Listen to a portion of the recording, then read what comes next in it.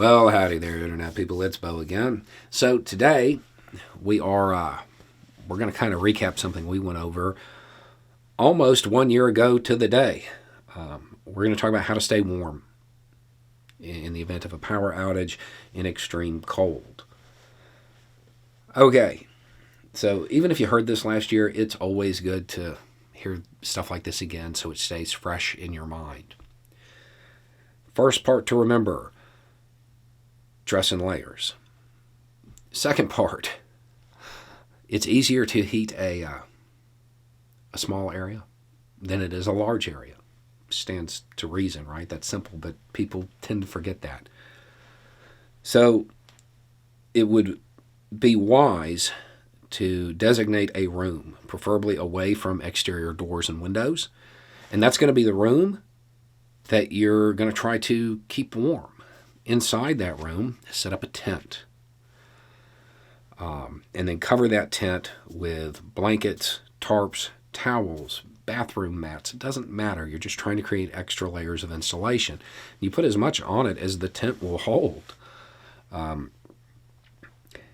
If you do that and you keep the doors to that room closed, you'd be surprised what body heat alone inside that tent can do to keep you warm.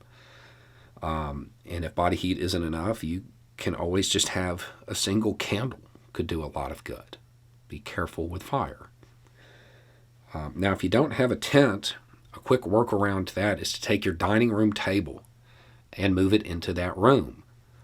You want it out of the dining room, which is typically a big room. So you want it in a small room because the smaller the area, the easier it is to keep warm. And even though you're only going to try to keep what's under the dining room table warm, the heat that escapes will help heat that small room.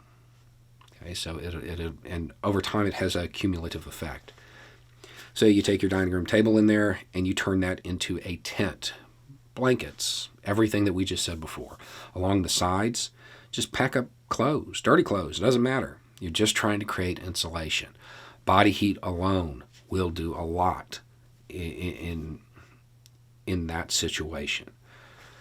Single candle. Again, be careful with fire. If that's not enough, if temperatures get that low or it is that prolonged, you can always heat stuff outside of your home.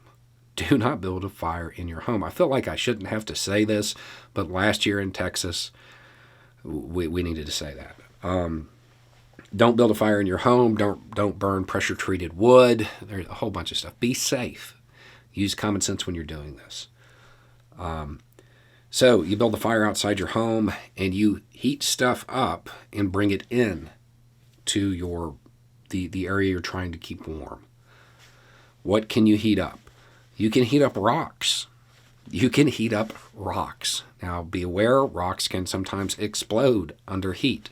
So while they're in the fire, stay back.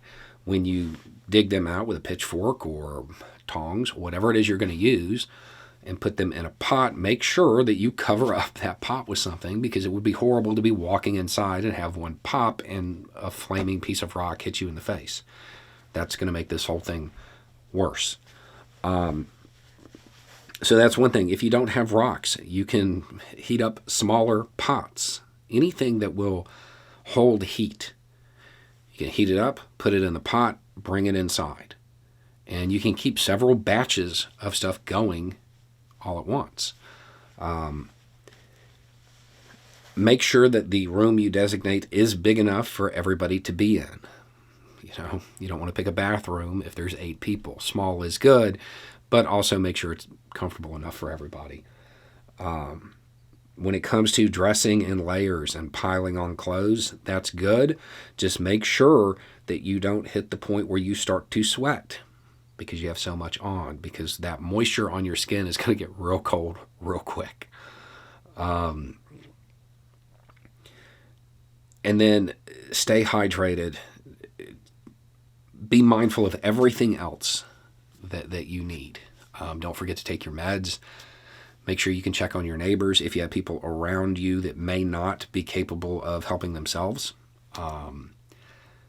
And just come together as a community, because it does look like there's going to be some prolonged outages in maybe a couple of different areas soon.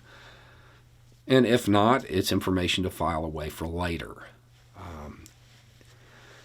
The infrastructure in the United States needs work, obviously. If only there was somebody trying really hard to address that. It isn't fair that people are going to go through this, but sometimes there is justice, and sometimes there is just us. Understand, if it happens, they're not coming. The government's not coming to help. Ask the people in Texas. Don't wait for a response from them. As soon as it starts, put your plan into action. If you put it into action and they get the power back on in 2 hours, great. You got some practice at doing it for the next time when they don't. Don't wait on this, because getting this set up while your home is still somewhat warm, that's ideal, because you're not starting from a freezing temperature. You're starting from room temperature, so it's easier to keep it warm. Anyway, it's just a thought. Y'all have a good day.